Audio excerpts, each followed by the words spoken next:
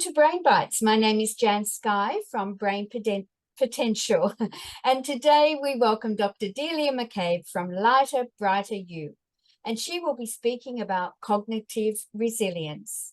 Hi, Delia. Hi, Jan. Thank you for inviting me to have a chat to you.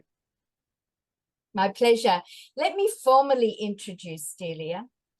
Delia McCabe, PhD, shifted her research focus from clinical psychology to nutritional neuroscience upon discovering nutrition's critical role in mental well-being while completing her master's. Delia's research into female stress has been published in a number of peer-reviewed journals. She's a regular feature expert in the media, and her 2 internationally available books come in 4 languages.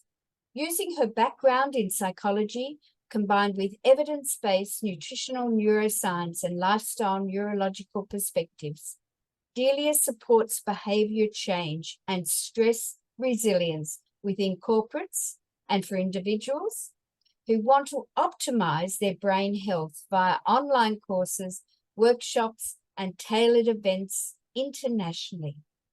I'm honored to have you on today's Brain Bites, Delia. Please tell us about your take on cognitive resilience. Cognitive resilience is something that we really all need to address, Jan, because we all live in a very complex, overwhelming, volatile world today. And there's so much change happening at an unprecedented rate that if we aren't cognitively resilient, we can end up feeling overwhelmed, leading to things like anxiety and depression, sleep challenges, and just feeling like we're not coping and definitely not thriving. So becoming cognitively resilient is something that we all should be striving for today. Yes, and you're so right. We lived through COVID times, and one of the things that it brought about was severe stress levels to people who normally lived with the amount of stress they could cope with, but we saw it rise in the industry, didn't we? Absolutely. And I think anybody that knew anything about human behavior and the brain and how people respond to chronic stress knew that we were going to have a mental health epidemic afterwards, because human beings don't like that level of uncertainty. They also don't like not understanding when a bad situation is going to end. And on top of that, having fear and, misinformation, disinformation from the media, all of it added up to the tsunami of chronic stress. And, a lot of people don't realize the brain really only copes with stress, acute stress, very well for between 30 to 60 seconds. Because in that time, the tiger either caught us and we became lunch or dinner and we didn't need the stress response anymore, or otherwise we escaped that stress really quickly and, the stress response could then die down. But what we're living with now is this overdrive of our stress, which we call the sympathetic nervous system. And most people are feeling exhausted because of that, because it's not normal for us to be living with that on an ongoing basis. Yes, and Delia, we first met in Australia, and I know now that you're in the United States of America. And just thinking about the 2 countries, in Australia, the government put a lot of effort into preparing for us to remain safe, I guess is the best way to say it, while the pandemic was on. No doubt similarly in the US. However, there was no preparation, was there, for the aftermath? Healthcare professionals were, their information, their knowledge was sought during the time that we were in COVID, but then post-COVID, it was like, well, just get on with your life. Absolutely. And part of the problem with that is because governments don't employ people that are experts at what goes on in the human brain at times of huge trauma, like the pandemic induced for so many people. And especially for young people, with their developing brains, they were cut off from social connection with their peers. And so they then started relying even more on social media. So now we have that as another challenge, on the side, because now a lot of those children didn't develop the social skills that they should have developed in those 2+ going on 3 years. So that's another aspect to this mental health issue we have, because human beings, we are community creatures. being isolated doesn't do the human brain any good. And even if you've got 1 million friends on social media, it's not the same as looking somebody else in the eye and picking up all those non-verbal cues that we're used to doing as human beings with human brains. So there are a lot of ramifications from governments who had the best intentions, but didn't understand that maybe there was something that they weren't addressing. So how do we go about building this resilience, knowing that we have, as clinicians in our field, we have experience of people who've come to us perhaps going, I'm so stressed, you know, I can't cope. And we find that, as you just mentioned, they're still isolating themselves out of habit more than choice, because they're not meeting face to face with their friends. And then there's the other aspect, as you say, there's the children who are now relying so much more on social media to build their friend base, and finding that, well, they're really not friends anyway. So what sort of things do you put into practice to help people? Well, when COVID started, people started saying to me, well, what are you doing every day? So I started making a list of what I was doing to keep myself cognitively resilient. And a number of those things encompass both physical activity and physical movements, and of course, what we eat.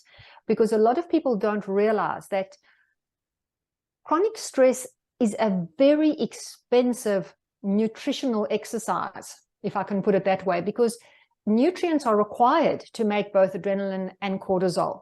And those nutrients are prioritized over other nutrients that are required for things like serotonin and GABA synthesis.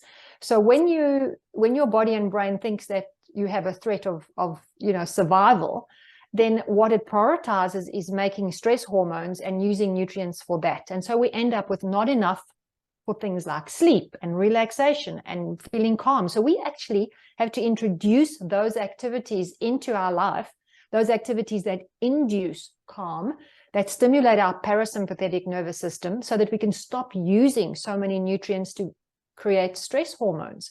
So that's one of the things that I did. I created a checklist, and the viewers and listeners can absolutely with pleasure go and download that checklist. I think that I have sent you the link for that, Jan. Yes. The other thing with cognitive resilience is that we have to increase our locus of control. And, you know, as a psychologist, people will understand what I'm speaking about if they have that background. This means we have to increase our belief in what we can control. Because one of the worst kinds of stress for the brain is feeling a sense of overwhelm and uncertainty about something control. Now, that's what happened with COVID. So we need to increase the control over what we can control and find a way to make peace with what we can't.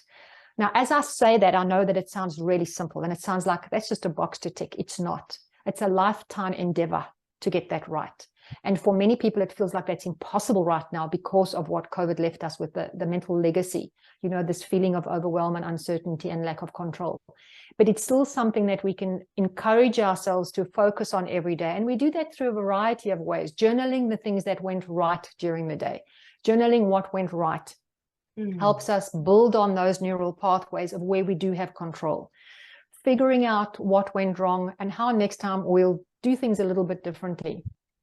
And of course, figuring out, can we be optimistic most of the time?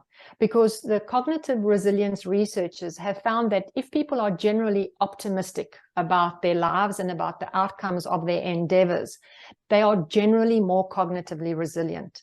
And, you know, once again, I say this, and I know a lot of people aren't optimistic because of the huge challenges we're facing as a species, but we have to try and build optimism into our days, because that actually fuels a neurophysiology under the covers that we are not aware of, but it helps our parasympathetic nervous system take precedence over our sympathetic nervous system. And we want to do this as much as possible because that helps our whole body and brain calm down. And, you know, when we calm, our brain works better because we make better decisions. We don't experience habitual knee-jerk responses to our environment. We have the capacity to step back for a moment and think more carefully and clearly about what the long-term ramifications are of our decisions. And that is never a bad thing. Oh, Delia, we are walking the same pathway. We're talking the same language. I just absolutely love it. I know that's why I needed to keep this connection with you going, even though you left Australia and went to live in the United States. You know, at Brain Potential, I developed a neuropsychotherapy model, and the foundation of the model in order to keep you safe are all the things you just spoke about. It's almost, you must have been in my head when I was developing it. It was about quality sleep, good nutritional food, some form of movement, exercise, and the other one was some brain relaxation to downregulate that overactive brain. And then the pillars of this model are things that you said: control, knowing what you can and knowing what you can't, some motivation and connections. They're the three pillars of my model. So how cool is that? I think that's wonderful. That is wonderful, Jane. And I know that. Oh, sorry, please go on. People that take that program will definitely benefit from it, because they'll be figuring out how to take all these different pieces and put them together. Yes. And then over time, they build the neural habits that will consolidate those behaviors and those activities. And then you figure out, you turn around one day and you go, wow, I really have changed. And that's the wonder of the human brain. We can change if we just put our minds to it. Excuse the pun. That's exactly right. And I love what you said too about journaling what worked for you, journaling what went right for you, because isn't that so? That's like programming your brain. It's telling your brain, this worked, maybe I can do it again, and your brain will retain it. And it's that physical activity of actually, whether you type, whether you text it into your phone, or whether you physically write with a pen and paper. And at the end of this too, I'm going to include that link that you generously sent, because all the listeners may want to, I'm sure they will want to just click on that link and get your offer. Tell us again what that is. I've created a 7-point checklist to feel light and bright. And as I said, that just incorporates activities that stimulate our parasympathetic nervous system and down-regulate the sympathetic nervous system, and also a checklist of what kinds of food to eat every day. Because when people are chronically stressed, they naturally gravitate to foods that allow the body to actually produce its own opioids, which for a short period of time calm the brain down. And so people end up with a habitual response for those kinds of foods. So we need to make our food delicious, taste good, be nutrient dense, but not get us into habitual processed food consumption, because that just removes all the nutrients that we need for optimal cognitive function. People can find me on LinkedIn as well. And I'm going to be launching my Feed Your Brain course in a couple of weeks again. And this is a deep dive into nutrition. So people who are really confused about all the weird and wonderful, heavily marketed modern diets out there can take the course and find out what our cells, what our neurons actually need to function optimally. And that's taken me 20 plus years to accumulate all that information. So that's something that they can keep a lookout for as well.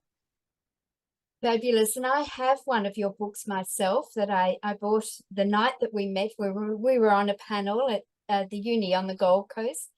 And I would highly recommend it. But you have 2 books, and I'm going to put the link for those 2 books at the end of our presentation here. So anyone who's viewing this can see these links, not only your 7 steps to nutritional health for brain health, but also there's an opportunity, I believe, for them to buy the books using a code and getting a 20% discount.